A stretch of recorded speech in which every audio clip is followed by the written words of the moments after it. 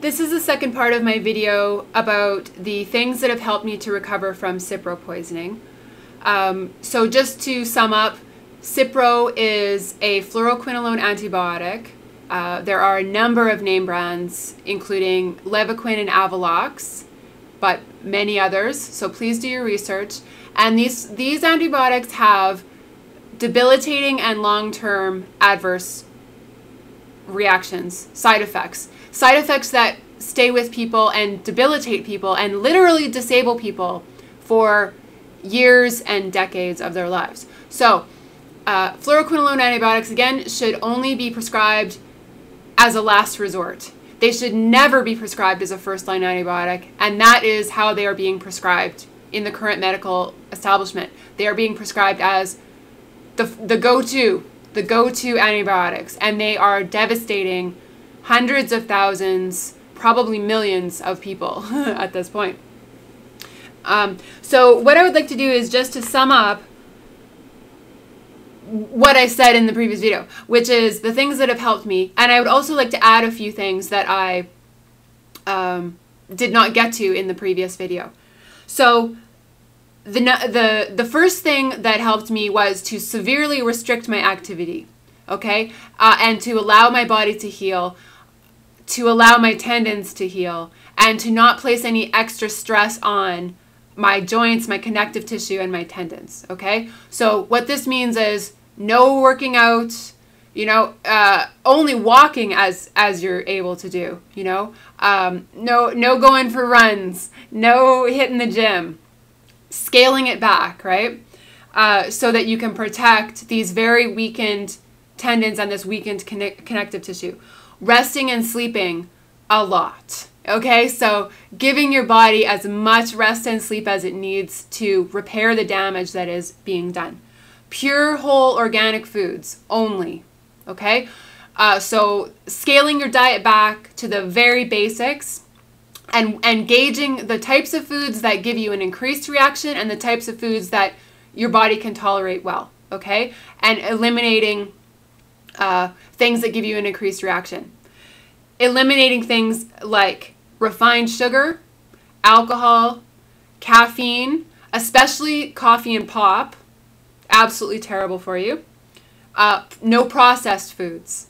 Limiting or eliminating red meat. And you especially have to you have to eliminate conventional meat and conventional farmed seafood, okay? Because these things are known triggers for this. So what this is going to mean is that you're not going to be able to eat out at very many restaurants at all. You're definitely not going to be able to eat fast food at the very beginning, and potentially never again. And you're definitely also not going to be able to eat traditional kind of restaurant food. You can eat at sort of organic restaurants, you know, au naturel restaurants, but even then you have to be very careful about what you ingest, okay? There are certain trigger foods that are going to cause an increased reaction in you, and it differs from person to person. So you're going to have to, again, scale everything back and then just kind of add things in little by little and figure out what your body can tolerate, okay? Pure water, absolutely essential. So you have to get out of the fluoridated and chlorinated water system, and you have to get either reverse osmosis water with minerals added back in, or spring water. That's what you can drink. And you are going to need to drink a lot of water, okay? The best thing to do with these reactions is to pretty much drink only water and drink a lot of it, because you're helping your body to flush these toxins out, okay? Your body has been damaged. The very fibers of your body are being damaged, and you're flushing all this stuff out. So you need to help your kidneys, help your liver by keeping well hydrated with pure, clean water.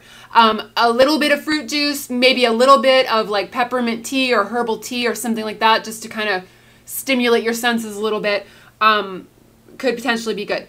No pharmaceuticals, including over-the-counter stuff, okay?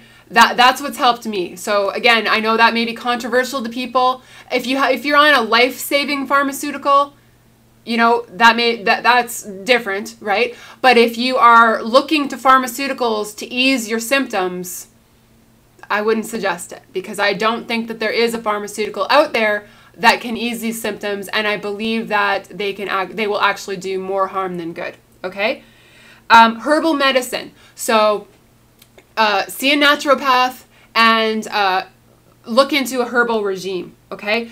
Maintaining your pH balance. So eliminating acidic foods, which are exactly what I mentioned previously, and upping, again, your water intake, drinking water with lemon juice in it, eating lots of organic, fresh vegetables, organic vegetable broth, some degree of fruit. Too much fruit is not great for your pH balance either, as far as I know. Very little red meat. Okay, so anti-inflammatory diet. Basically, you want to be eating a diet that you would be eating to ease arthritis or to ease any type of inflammation, right? Because your body is going to be inflamed via this adverse drug reaction. Okay, so the other thing about the digestive issues is that antibiotics kill the good bacteria in your gut, in your stomach, okay, and in your intestines. And what you want to do is you want to help to bring that back. So probiotics, a good quality probiotic is something that can help to, again, get you back on track. Digestive enzymes are another thing that can help. And this is really interesting because I just recently listened to a video on YouTube from a young man who was talking about digestive enzymes as a treatment for Cipro poisoning or fluoroquinolone antibiotic poisoning. And he said that it actually helps your DNA to repair itself. So digestive enzymes not only assist the digestive issues, but apparently also help the DNA. Things like sour cherries. There are a certain type of sour cherry that is supposed to be very good for, it's an anti-inflammatory thing. So sour cherry juice or dried sour cherries. Curry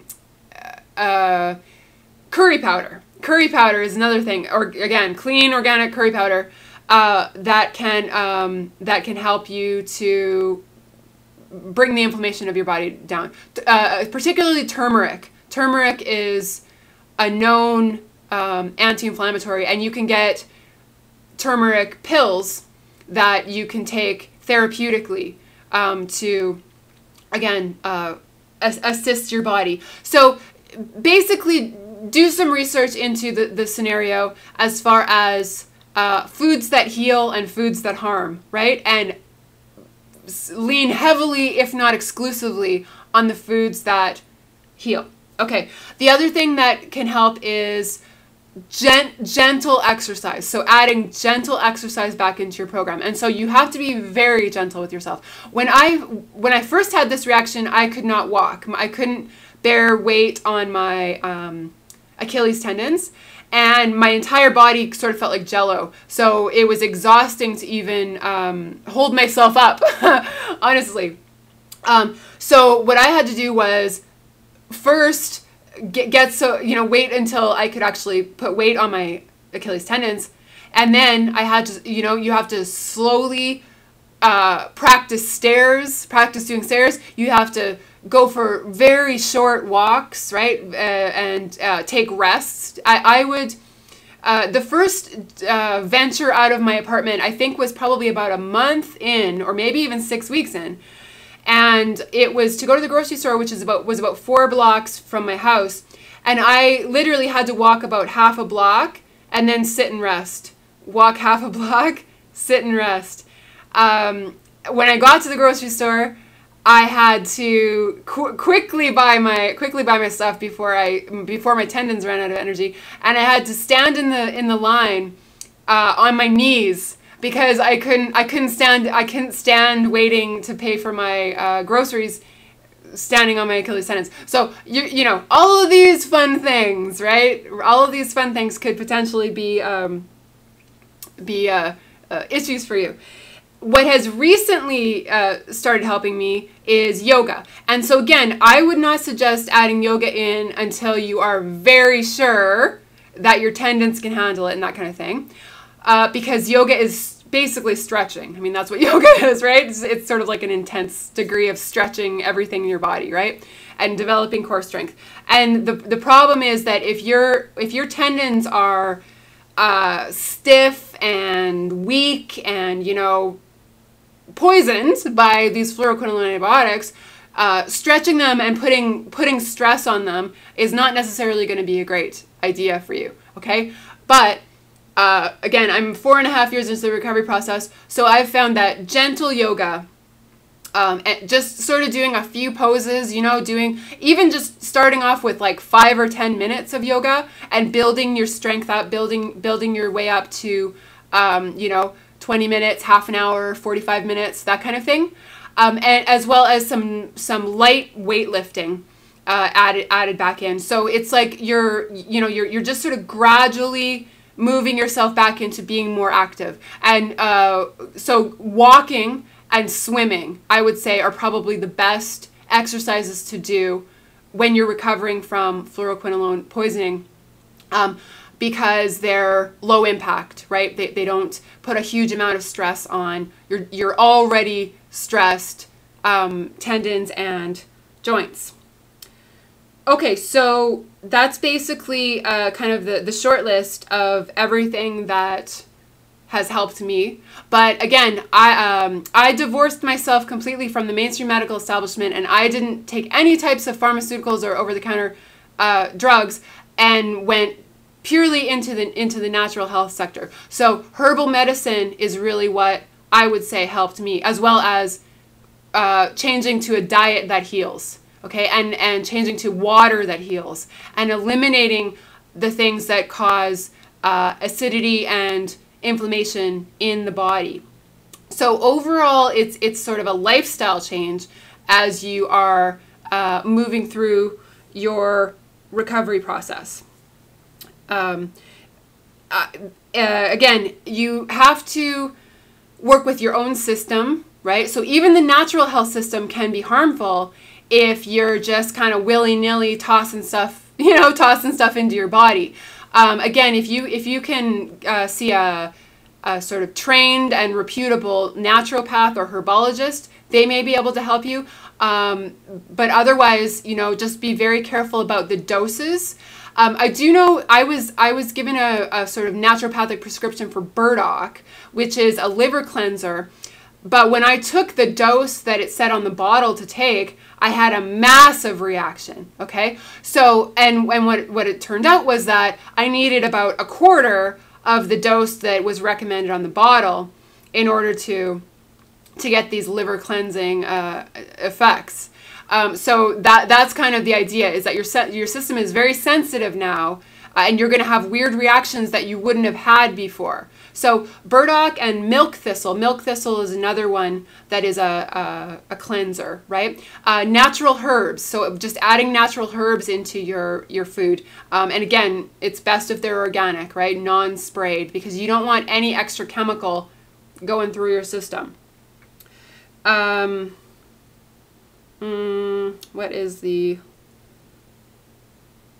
I think that might be it. Sorry, I was trying to rack my brain if oh yes, a couple other things. Passion flower tea was something that helped the emotional effects for me. So passion flower leaves are dried, and you drink it as a tea. You know, you pour hot water on them and you drink it as a tea, and it's somewhat bitter, but it has a calming effect on your nerves. The other thing that helped me was safflower tea, which is again safflower leaves, and what safflower is supposedly good for is joints and connective tissue and that kind of thing. So that is something that I feel I did have relief from, was the safflower tea. I believe safflower tea is also a digestive tonic. So anything that can kind of ease your digestion. And you don't want to layer too many things into your system. So you don't want to be taking necessarily like every herb out there for digestive issues, right? You want to try one at a time and kind of, you know, kind of work on it there. But I will say that obviously digestive enzymes is something to look into, because again, and I'll put a link to the video from the man who had a very severe reaction, and he has said that digestive enzymes helped him, and they also help to repair DNA.